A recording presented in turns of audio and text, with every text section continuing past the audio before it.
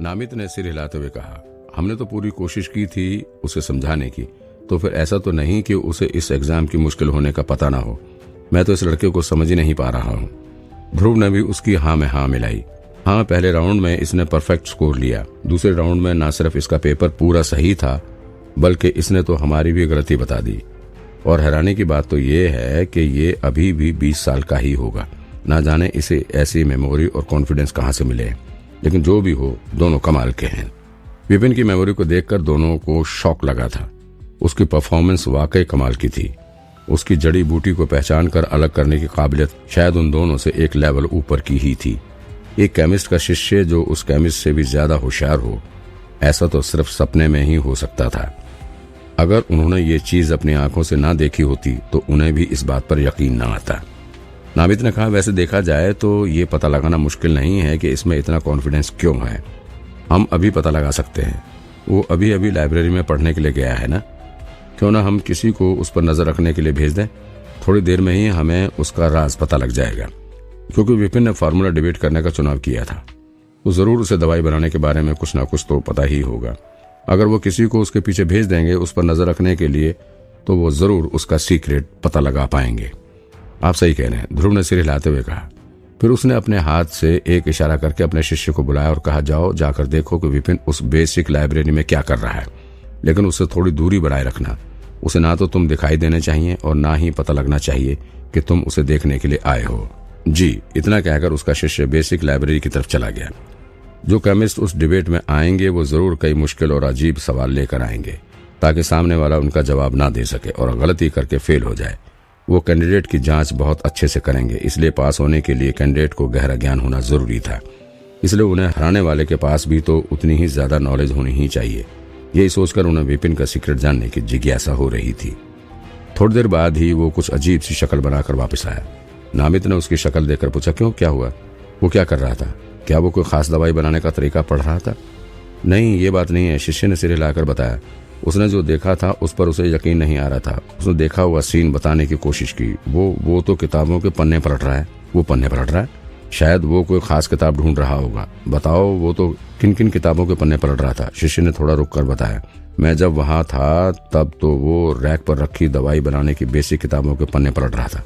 मैंने छुपकर देखने की कोशिश की, लेकिन कुछ के ही नाम देख पाया। बेसिक दवाई बनाने के तरीके, जड़ी बूटी से अर्क कैसे निकालें, अर्क को कैसे स्टोर करें, कढ़ाई को हिलाने के तरीके, ऐसी ही किताबें थी उसके हाथ में।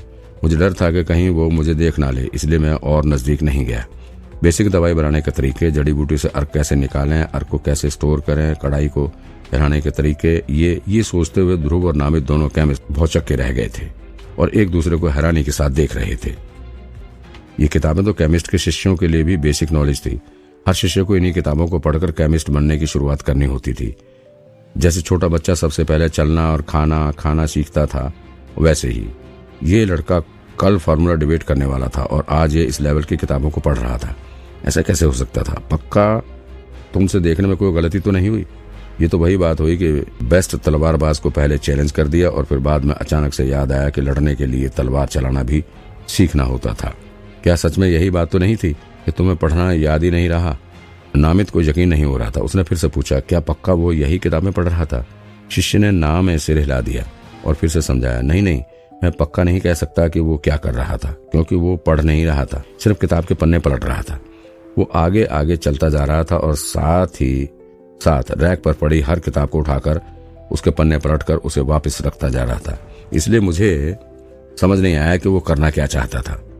उसे वाकई नहीं पता था कि विपिन क्या कर रहा था। वो पागलों जैसा बर्ताव जो कर रहा था, किताब को उठाता, उसके पन्ने पलटता और फिर से उसे वापस रख देता।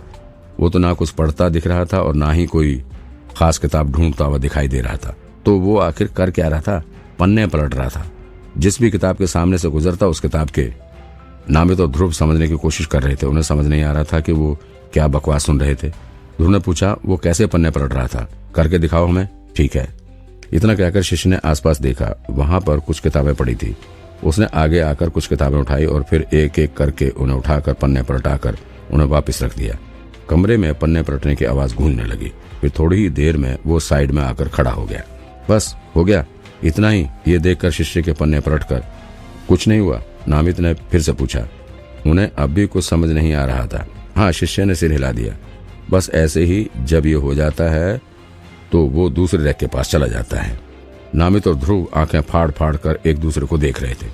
दोनों कंफ्यूज ही दिख रहे थे। उन्हें तो लगा था वो लड़का पढ़ने के लिए उस बेसिक लाइब्रेरी में गया था, लेकिन वो तो वहां पर पन्ने पलट रहा था।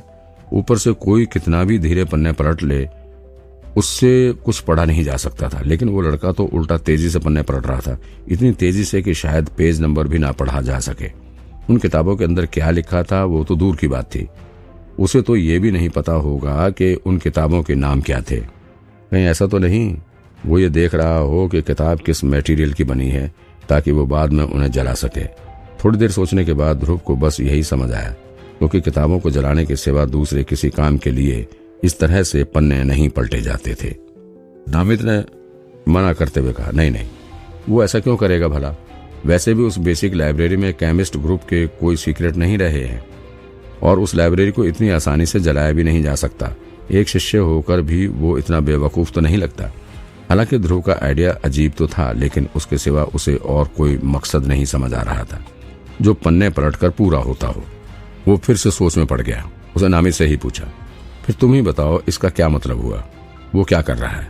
नामित के चेहरे पर भी सिर्फ चिंता ही दिख रही थी। उसने भी अपनी पूरी जिंदगी में ऐसा अजीब इंसान नहीं देखा था। देखना तो छोड़ो, उसने ऐसा करते हुए कभी किसी से सुना भी नहीं था। बहुत देर तक सोचने के बाद उसने एक थ्योरी निकाली। कहीं ऐसा तो नहीं कि वो कोई खास किताब ढूंढ रहा है और वो खास किताब कोई खास मटेरियल की बनी हुई है जिसे सिर्फ छूकर ही पहचाना जा सकता है? ये हो सकता है। इस तरह सोचते हुए दोनों पास के टेबल पर जा बैठे और एक दूसरे को सामने वाले से बेहतर थ्योरी निकाल कर बताने लगे। विपिन तो अब साइड में हो गया था। उन दोनों में ही सही कारण ढूंढने की होड़ लग गई थी, लेकिन वो जितना भी सोचते उन्हें विपिन का राज समझ नहीं आ रहा था। थोड़ी ही देर में उसके पास इतने कारण जमा हो गए थे कि शायद सबको टेस्ट करते करते उनकी पूरी जिंदगी कट जाए, लेकिन फिर भी असली कारण के तो वो आसपास भी नहीं सोच पाए थे। उसी बीच ध्रुव का शिष्य कई बार लाइब्रेरी के चक्कर काट आया था। हर बार वापस आकर उन दोनों को फिर से वही सीन बता देता था। विपिन सिर्फ पन्ने ही पलटे जा रहा था। ये सुनकर विपिन रुक ही नहीं रहा था, यहाँ तक कि कुछ जरूरी किताबों पर भी नहीं, जैसे दवाई क्या होती है, जड़ी बूटी के टाइप या उनके यूज क्या होते हैं, और यहाँ तक कि दवाई बनाने के तरीके पर भी नहीं। उन्हें अब तो उलझन के साथ साथ हैरानी भी हो रही थी और दुनिया भर के सारे इमोशन उनके चेहरे पर एक एक करके आते जा रहे थे।